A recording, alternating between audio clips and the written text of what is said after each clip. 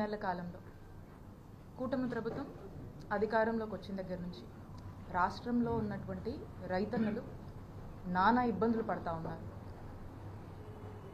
అప్పులు చేసుకోనో ఏదో ఇబ్బందులు పడి వాళ్ళకున్న స్తోమతలో ఏదో ఒక పంట వేసుకున్నటువంటి రైతు పరిస్థితి ఈ రాష్ట్రంలో ఈ రోజున ఎలా ఉందంటే అది ఇక ఎటూ కాలేక ఏమీ కాలేక ఈ ఇబ్బందులు పడలేక ఆత్మహత్యల వరకు కూడా దారి తీసేటువంటి పరిస్థితులు కూటమి ప్రభుత్వంలో ఏర్పడ్డటువంటి పరిస్థితులు ఈరోజు రాష్ట్రంలో నెలకొన్నాయని చెప్పి మనం చెప్పొచ్చు. ఎందుకంటే ఈ రోజున మనం చూసినట్టయితే రైతు బాధ మనం వర్ణించలేనటువంటిది.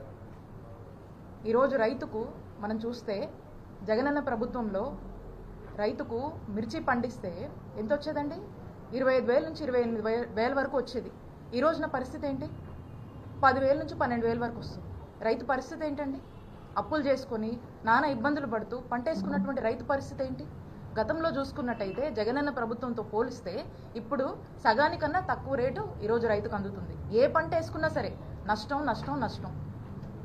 ఈ రోజున ఇలాంటి పరిస్థితిని అడ్రస్ చేద్దాము, ఈ పరిస్థితిని ప్రభుత్వం దృష్టికి తీసుకువెళ్దామని చెప్పేసి ex chief minister Shri YS Jaganmohan Reddy గారు ఏషియాలోనే ద సెకండ్ లార్జెస్ట్ మార్కెట్ యార్డ్గా పేరొందినటువంటి మన గుంటూరు జిల్లా మార్కెట్ యార్డ్కి వచ్చి అక్కడున్నటువంటి వేల మంది రైతులు ఈ రోజున వాళ్ళ యొక్క గోడు వినిపించుకుందామని జగన్మోహన్ రెడ్డి గారిని కలుద్దామని చెప్పి అక్కడికి వచ్చినటువంటి రైతులు వారి యొక్క బాధ తెలియజేసుకుంటూ జగనన్న ప్రభుత్వం అప్పుడు మేము ఇంతో అంతో వలసపోయిన వాళ్ళం కూడా వెనక్కొచ్చి వ్యవసాయం చేసుకొని ఏదో ఒక పంట పండించుకొని మేము సంతోషంగా ఉన్నాం. ఈ 9 నెలల నుంచి వాళ్ళకు ఉన్నటువంటి దుస్థితిని వాళ్ళు జగన్మోహన్ రెడ్డి గారికి ఎక్స్ప్రెస్ చేస్తూ వాళ్లకు జరుగుతున్నటువంటి నష్టం గురించి వాళ్ళు చెప్పుకుంటూ ఉంటే మరి ఒకవైపున రైతన్నలు వాళ్ళ సమస్యలు చెప్పుకొని గతంలో జగనన్న ప్రభుత్వం ఉన్నప్పుడు రైతు భరోసా కేంద్రాలు పనిచేశాయి.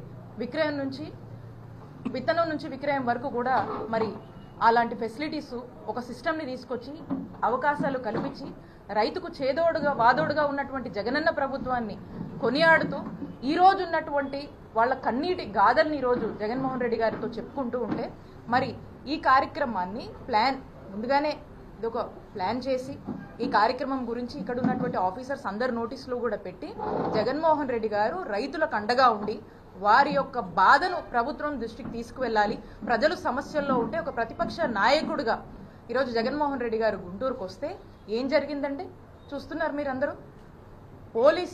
పోలీసుల బాధ్యత ఏంటండి? కాన్స్టిట్యూషన్ పద్ధతిలో కూడా వాళ్ళు పనిచేయాల్సినటువంటి అవసరం పోలీసులది. ఈరోజు కేవలం ఒక టీడీపీ పార్టీ కోసం పనిచేస్తున్నట్టుగా వాళ్ళ యొక్క వైఖరి ఈరోజు మనకు అర్థమైంది.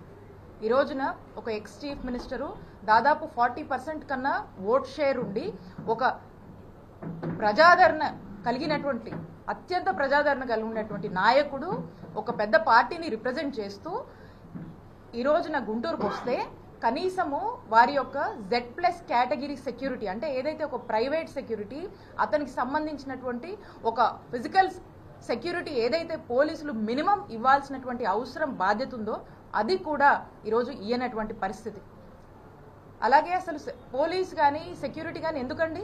ఎక్కడైనా జనం గుమిగూడితే వాళ్ళని ఒక పద్ధతిలో మెయింటైన్ చేయడానికి ఈ రోజున ఈ సెక్యూరిటీ అనేది అవసరం.